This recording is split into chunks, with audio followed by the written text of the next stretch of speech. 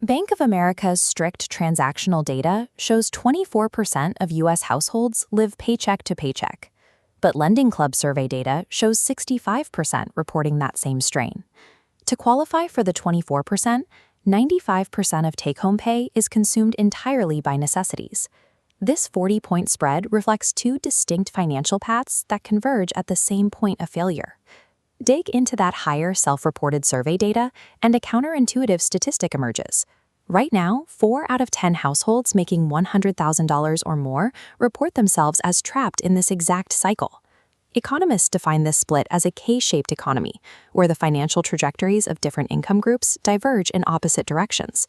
It proves that a high salary offers zero protection if a household misunderstands the mechanics of their specific trap.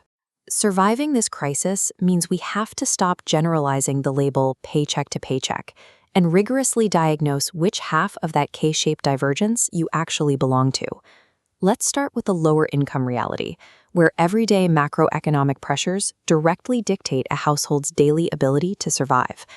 This chart illustrates the rigid math.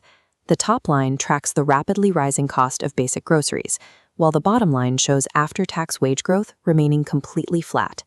As the space between these lines expands, it maps out a silent erosion of real purchasing power. For this demographic, financial fragility is not a symptom of bad habits, too much avocado toast, or a lack of budgeting.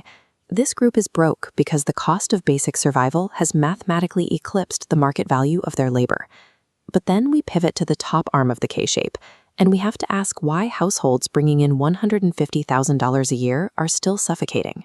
The answer lies in a psychological quirk called hedonic adaptation. The human brain is incredibly efficient at taking new comforts and quickly normalizing them into basic, non-negotiable necessities. This adaptation drives lifestyle inflation. A household's baseline spending ceiling rises indefinitely to match whatever new income floor they achieve. As the income bar grows, stacked fixed expenses, like rent and cars, grow at the same rate.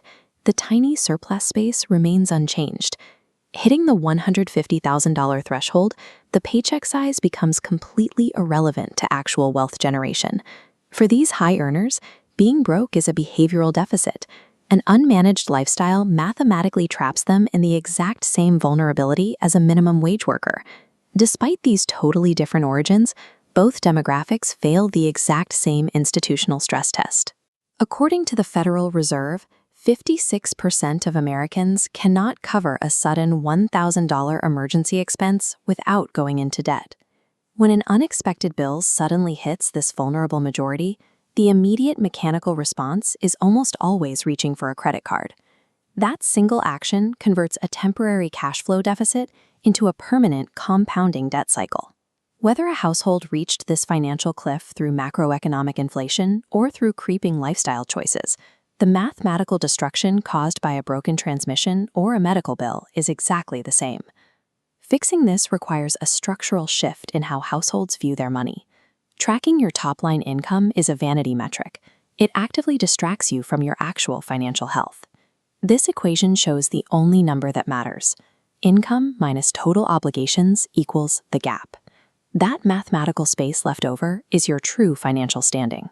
The first evidence-based step to protecting that gap is establishing a liquid $1,000 high-yield buffer, an account earning around 4 to 5% before attempting any other financial strategy. Securing this specific threshold is the most statistically proven method to break the psychological pipeline that turns emergencies into compounding debt. Once that buffer is in place, the strategy to defeat hedonic adaptation is treating future raises as pre-allocated funds before they hit your account. By automating a fixed percentage of any new income directly into investments, you bypass your brain's ability to rationalize spending it on an upgraded lifestyle. Ultimately, escaping this cycle requires you to objectively diagnose which arm of the K-shaped economy you are walking on. Engineering a structural margin between what you earn and what you spend remains the only proven defense against a K-shaped future.